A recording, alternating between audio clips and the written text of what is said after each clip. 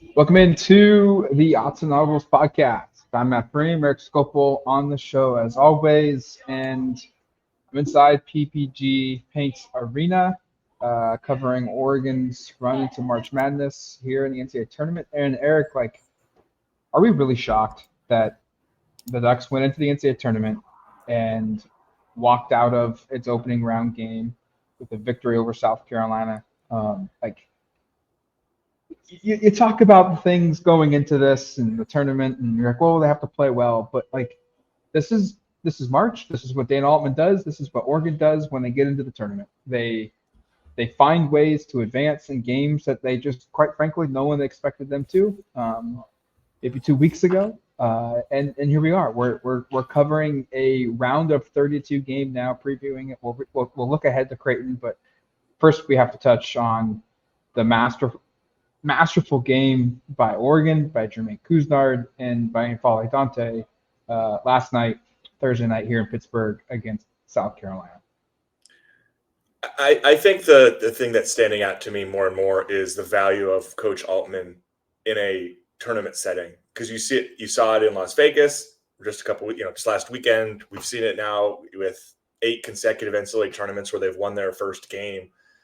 If you give him time to kind of match up, compile a game plan, install that game plan, he's better than I think almost every coach out there. Right? Clearly, his track record is pretty unprecedented, and you're seeing even last night. I thought it was notable that Kentucky loses to Oakland, Kansas probably loses to probably should have lost to Samford, and Calipari and Self are 2 of the coaches that are ahead of Dana on the all-time list, and certainly 2 of the most respected coaches in the country. And those programs don't always take care of business early. And I just think the Dana Altman component should not be overlooked.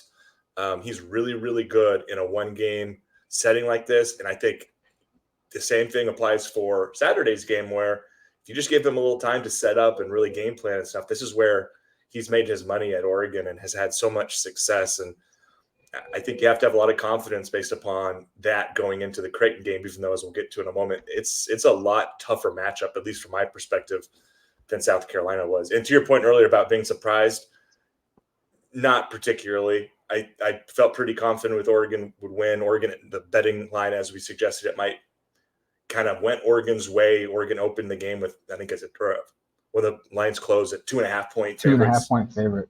So I'm not surprised. It really wasn't an upset. Certainly from a seed line perspective, it was. South Carolina had a really good season. But, frankly, when I did my little pre-scout earlier this week on South Carolina, I didn't come away overly impressed with what they were. Creighton is a team that has a lot more things that I think would concern me than South Carolina. Obviously, the story of the game itself was Jermaine Couisnard's 40 points on 14 of 22 shooting, 5 of 9 on threes. He also had 6 assists to just 1 turnover, played 37 minutes in that game. First 40-point game, I think, by any Oregon player. Correct me if I'm wrong here, but first 40-point player since Luke Jackson and the NIT in 2006, or not 2006, 2005. 2004. But yes. Yep, you're right, though. That's the last time that it happened. And I think that's the game where Luke scored 27 or 29 straight points in an overtime game. It's just the 8th or 9th time in program history 40 points have been scored by an Oregon Duck player. It's not the program record for overall game, but it's an NCAA tournament record, passing to Juan Porter's 33, which came in the Sweet 16 in 2007 against UNLV. Unbelievable performance, and this is what makes this tournament so awesome, because he came to Oregon from South Carolina, obviously, wanting to get into the dance, wanting to play at the biggest stage. The last season didn't happen. Got hurt, missed half the year. The Ducks didn't make the tournament, obviously. This year, it took until the very end of the year for the Ducks to play their way in, and yet in his playing in front of his grandma for the first time in years, he said, playing in front of a lot of friends and family that drove over from East Chicago and Indiana to Pittsburgh to watch this game, a career game. And Greg McDermott, Creighton's head coach, on Saturday said it's the best performance in the tournament so far, the biggest story individually from the tournament so far, and it's hard to deny that. I think it's crazy that the last two times Oregon's played a game, and these are obviously both must wins, there have been program record setting performances. Like we were just talking earlier this week, I think on Monday, about N'Faly Dante and like where that performance stacks up amongst the best, in Duck history. And then we're treated to arguably just as impressive, if not maybe even more impressive of a game, because you're talking tournament, you're talking 40 points, which, like you said, Matt, has happened 9 times in school history. It was better than I could have anticipated. But as we said, kind of going into the South Carolina game, I watched them and thought like there's ability to drive and get to the rim and finish. I didn't think somebody would score 40. I also didn't think Jermaine would be feeling it from 3 like he was, which is so much kind of an up and down part of this where, oftentimes the difference between him scoring 25 and 15 is if he's 2 of 8 from 3 or 6 of 8 from 3. So, I mean, this was a game where everything in the bag was working. You could tell he was motivated by playing his former team. I know, Matt, you were there, and he kind of had some comments about a little bit of that in terms of back and forth on the court and how maybe that kind of pushed him.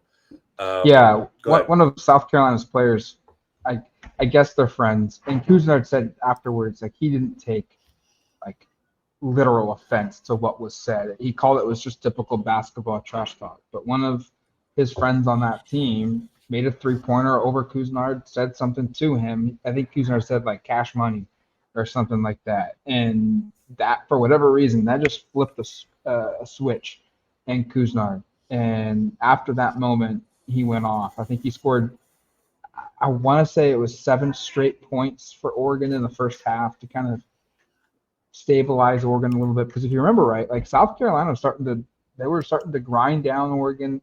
The game was kind of not slipping away, but it was one of those danger moments. And then Couisnard showed up in the first half with some big baskets, and then obviously in the second half was just a flamethrower from 3. I think he made 4 of his 5 threes in the second half, and just willed Oregon to not only just like a close win, but a blowout win over South Carolina that, quite frankly, to your point of the value of Dana Altman, we saw that between him and Lamont Paris, one of the hot rising young name coaches in college basketball for South Carolina, was linked to a couple jobs and as potential candidates for other openings and what have you. But I felt like that was a game where Dana Altman's coaching experience, to your point, really shone through the box score and the end of the game, just the way that game played out. The adjustments that Oregon made in the second half, the 2-3 zone, the fits that it gave South Carolina, and as good as Jermaine Couisnard was offensively, I thought Dante's presence defensively also was tremendous in the way that he altered and impacted plays. I think you kind of are seeing that was kind of a perfect storm of everything working for Oregon. When you look at the way Jermaine was playing offensively, you can't expect him to score 40 every game. The Dana Altman factor with the way he coaches defense, with all the different looks he provides, and how that just completely stumped South Carolina for like about the first 30 minutes. And then they actually kind of got hot. I mean, South Carolina finished making 11 of 24 from 3. And as you said, Matt, it wasn't really a game that really came down to the wire. Oregon won by 14. I don't think they got it under double digits after the final, in the final 16 minutes or so. With Kushard, with the defense playing the way it was, with N'Faly, I think, as you pointed out, really stifling a lot. KJ Evans, I thought both of those guys just played really, really well around the rim. South Carolina had almost no success in the paint. That was one of the things we talked about. They are so reliant on their 3, and Oregon made them pretty one-dimensional, and they themselves were able to be a little bit more nuanced offensively when you've got Jermaine going for forward and you've got Dante kind of patrolling the paint. They had no answer for N'Faly Dante. I thought that was one of the big parts. They had no answer for him. He could have had probably 30 points if they hadn't been forced to foul the way they were. I mean, he scored 23 points on 7 of 9 shooting, but that was a career high, Matt. I would assume 15 free throws. Has he ever shot that many in a game? So I don't believe so. I don't know definitively off the top of my head, but if it's not, it's really, really close. And I think that's the part, maybe just now shifting, Matt, unless you had a little bit more on the South Carolina element. I posted the stat here in the month of March, Dante and Couisnard, this is what you want. You've got two seniors, and I'll just read. I tweeted this out earlier this morning. Dante in 7 games in the month of March is averaging about 20 points, 9 rebounds, 2.5 steals, 2 blocks, and he's shooting 84.1% from the field. That's incredible. And then 84%, like I don't even know what that is. I know everything is primarily around the basket and around the rim, but that's still just is really impressive. Just like kind of like almost Bo completing 70% of his passes in football. Yeah, and Couisnard today, like I think he was joking, but it also came across like very seriously. Like they were upset that he missed like 3 shots against South Carolina, and Couisnard said like they were all right at the rim. Like he finishes those, and as a team we were pretty pissed that he broke his streak of consecutive baskets made.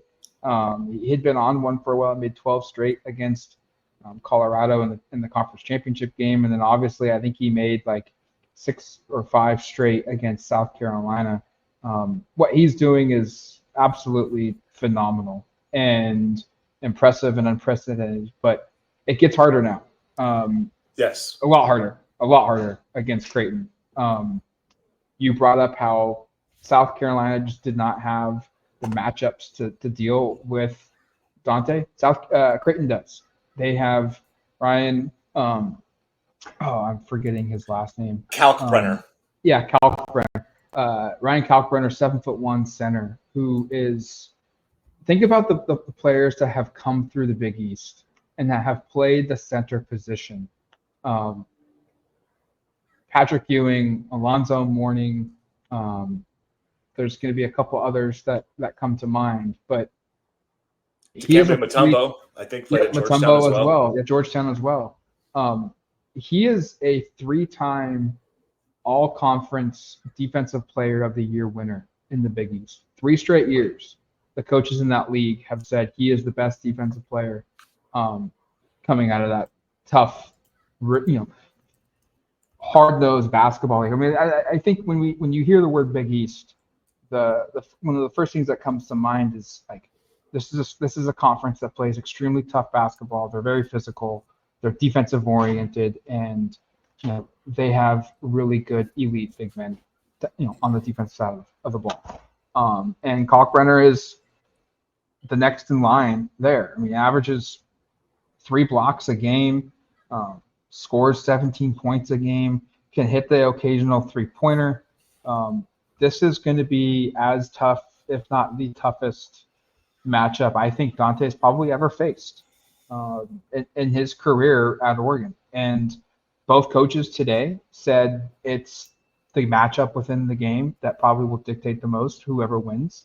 And I do think, Oregon's got some, Oregon shouldn't go into this like in total fear. Greg McDermott even said himself, like, Dante's playing so good and is such a physical presence. Like even with Kalkbrenner, like he said, we don't think we have the ability to guard him one-on-one. That's how good of a player he's playing right now. So whoever shows up and if whoever stays out of foul trouble, that's something that Ryan Kalkbrenner said, could really decide this game between those 2 players. Yeah, I think, and I went and obviously I watched their game yesterday with Akron, which was actually pretty competitive for like about 13 to 14 minutes. And then Creighton did what it's done all season. We'll talk about the offense because that stood out, especially in that game. But just Kalkbrenner, yes, in yesterday's game was certainly impressive. But I went and watched their win over number 1 UConn, and they beat them by about 20 points at their place earlier this season. And I think a couple of things stood out, and we have to talk about the 3-point shooting because this team shoots the hell out of the ball. This is about as good of a perimeter shooting team as you'll see. But in that matchup, I thought a big part of it was that Kalkbrenner totally shut down Donovan Clingan, who's UConn's starting center, one of the better players in the country, especially up front. And, in 2 games this year against Kalkbrenner, I was just looking at it, Clingan scored a combined 18 points. He's an average about 13, 14 points per game player. He was held to 6 points in one and 12 in the other. So, in these marquee matchups, Kalkbrenner has a history of being able to kind of shut down players, and we'll be very curious to see. I think this is why it was a good place to start, Matt. This is the matchup right here for me, is if Dante wins this and wins it semi-decisively, I think Oregon can win and maybe win pulling away late. But if he is unable to get it going. Oregon is so reliant on him. And the other part is, like, if he gets in foul trouble and isn't on the court as much as they need him to be, I know he's really good at avoiding fouls. Like, he doesn't really ever find himself in foul trouble, but this, as you said, is maybe the toughest matchup he's faced to date. Like, they really need him to be effective, and they need him to stay on the court. Even if he's not 23, 25 points like he's been the last couple of games, they at least need him to be able to stay on the court and play 35-plus minutes if possible. I asked both McDermott and Altman, transitioning here a second, to just what makes this offense at Creighton so special and so good. Because people don't realize that, they don't turn the ball over a lot, and then B, they aren't the most athletic team out there. Like, that was one of my biggest takeaways watching them play against Akron. Like, athletically speaking, Akron they were able to hang, athletically speaking, with Creighton. But the difference here is McDermott said that they recruit guys who are very capable passers and very willingly will pass the ball and will turn a good shot into a great shot. And their ability to shoot the ball from three is a huge difference maker, especially when you have Kalkbrenner in the middle, because he's going to attract double teams. He's going to attract extra attention. And when they kick it out for that open look and that guard then makes the quick swing pass to find a guy completely wide open, history says that guy who gets the ball for the shot is going to be wide open. His feet are going to be set, and he's more than likely going to make it. And Dana Altman said that it's a team that they, quite frankly, have never really played before this season. He said almost half their shots are three-pointers. They shoot 29 a game. They're one of the top three-point shooting teams in the country. They're in the top 50 out of 370 teams in Division I at this season for college ball. And they've got three guys that all can create for one another, that all can shoot threes. And it's going to be a tough matchup because they don't have, Oregon doesn't have a lot of options. They don't have a lot of size on the wings. When they play 6'7", 6'9", 6'6" guys, and they haven't faced a team that shoots it as well as Oregon or as Creighton. And you don't want to say this, but at the same time, like, for Oregon to win, they're going to have to play good, and they're probably going to have to hope that Saturday night is a night where all three of those guys for Creighton on the perimeter don't shoot the ball well. If that team is firing on all cylinders offensively and they're hitting threes, it's going to be really hard for Oregon to win, even if Dante and Couisnard can replicate what they did Thursday against South Carolina. Yeah, unless this is kind of an outlier game for Creighton, I think you probably have to score mid-70s to 80s to win. Just the way that they play. And again, they average 80 points per game. They shoot, as Matt said, almost 33s per game. They shoot it at 36.1%, which is pretty remarkable for a team who shoots that high volume of shots. And they play like a 6-player rotation. Like, this is not a team that is deeper than Oregon. Like, this is one of the few teams Oregon actually maybe has a couple more guys that they rely on. And they really play 6 guys 20 or more minutes. A couple other guys play like 5 to 10 a game. But basically everyone that sees the floor shoots the three and shoots it at a pretty high percentage. Like, aside from Kalkbrenner, who shoots 29% this year on like not a big sample size, like 50 total for the year. Everybody else is like 38 and above almost. I mean, it's really impressive. They're guys off the bench. We have to acknowledge Mike Miller's son, Mason Miller, is a sophomore. Yep. He's one of their key bench players. He shoots 46% from three this year. And he's not quite Jack Golke for Oakland, where all he does is shoot threes. Yeah. But it's not wild. It's not that far off. Like, Miller this year has taken 121 total shots, and 104 of them have been threes. Yeah. So they are very much a team of snipers. They will shoot the ball from three with high frequency, and as we said, make it high frequency. Baylor Shireman is their leading scorer, averages 18 and 9. He's a senior forward, 6'7". He's like almost a 50-40-90 offensive player, 45, 38, 87. That's a very really rare. Very efficient numbers, and he's going to be, to me, I'll be very curious to see how KJ Evans matches up with him, how they limit his clean looks, because he's a guy you don't want to let get going. Right. talked about Kalkbrenner. Trey Alexander is a big, strong wing. He's kind of Jermaine Couisnard body type. But like Couisnard, he can go off for, I don't know, 40, but he can certainly put a lot of points up. He averages 17 and a half a game. So this is a team that, to what we've been talking about here, offensively, I don't know if Oregon's played a team quite like this. And frankly, Oregon's going to have to play close to an A offensive game, and they are going to probably have to force some turnovers. I mean, Creighton, as you said, like almost a 2-to-1 assisted turnover ratio this season, average about 10 turnovers and almost 18 assists per game. So this is a tough matchup in a lot of ways on that side of the floor. But Oregon does, in my mind, aside from Kalkbrenner as the answer for Dante, like I think Couisnard could have another big game here. Just looking at the matchups on the perimeter, I'm sure Trey Alexander will draw that matchup. But I do think Oregon can score here. It's just, can they slow down Creighton? I think that's the big question. Yeah, and that's where I was going to go next. I was talking with a Omaha-based TV reporter last night after both teams had played, and we'd gotten our work done, and he made it abundantly clear that he felt like Oregon was going to be involved and they were going to be close in this game, because he said, yeah, when they shoot the ball really well, they are really, really good. But he noted that look at their steals generated, their turnovers generated. It's a team that, from a Creighton perspective, that doesn't create a whole bunch.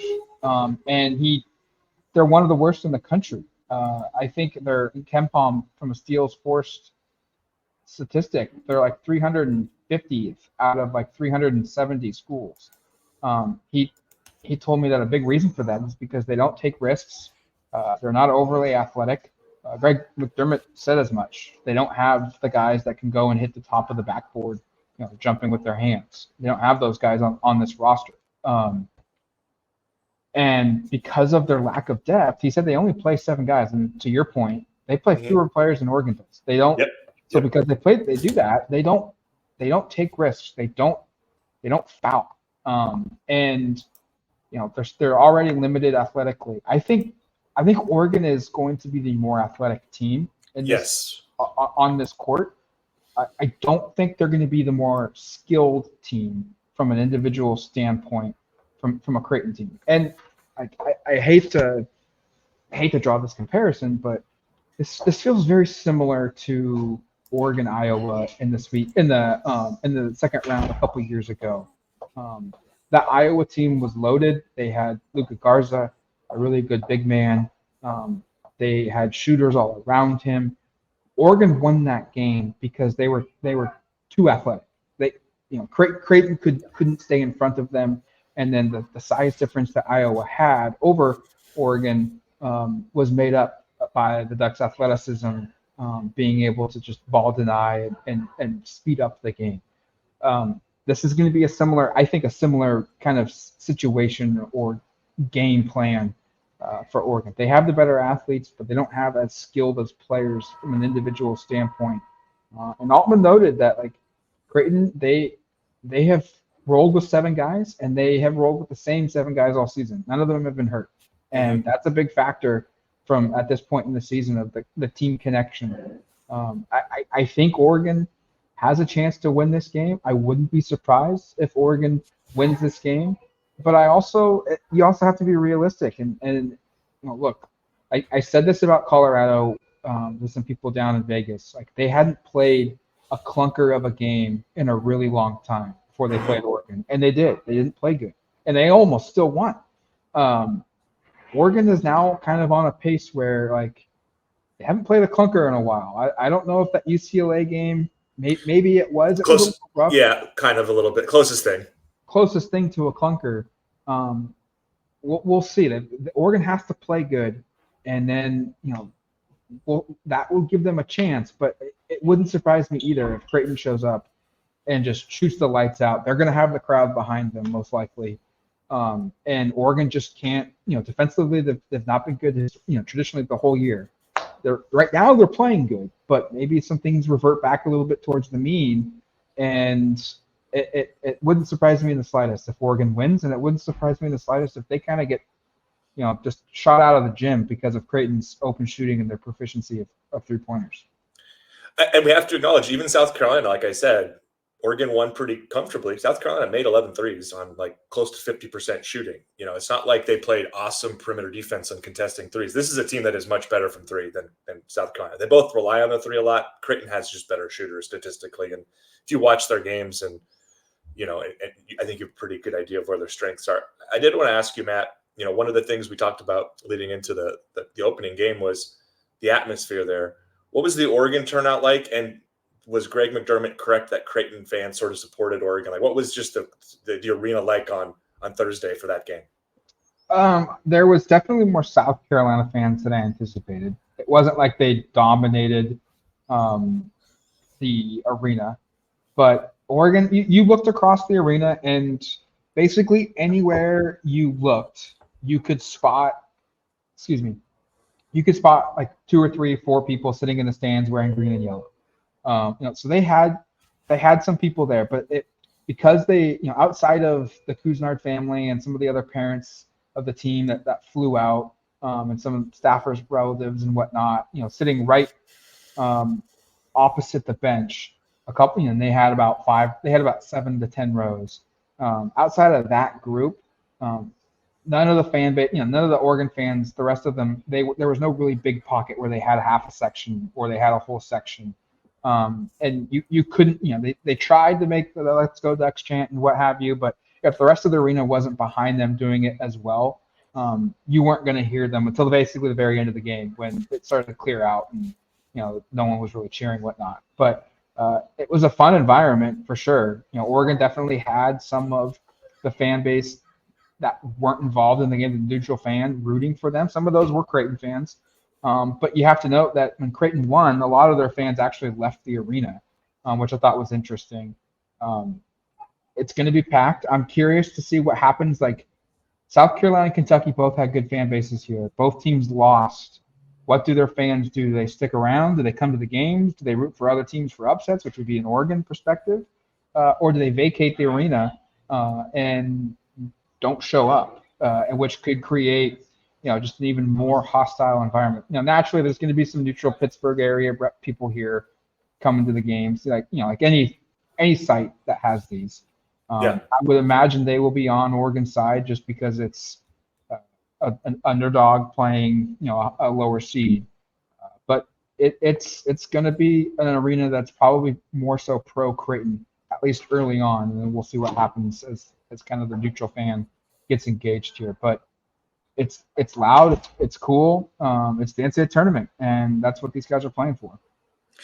I will say, just from perusing the Gamecock message board, I would be very surprised if their fans rooted for Oregon based upon the way they were talking. They very much resembled the jilted lovers over the Couisnard angle on things. And yes, they were not very pleased on the message board at the very least, I'll say. And we felt that in the media here post game. I should say James Crepia.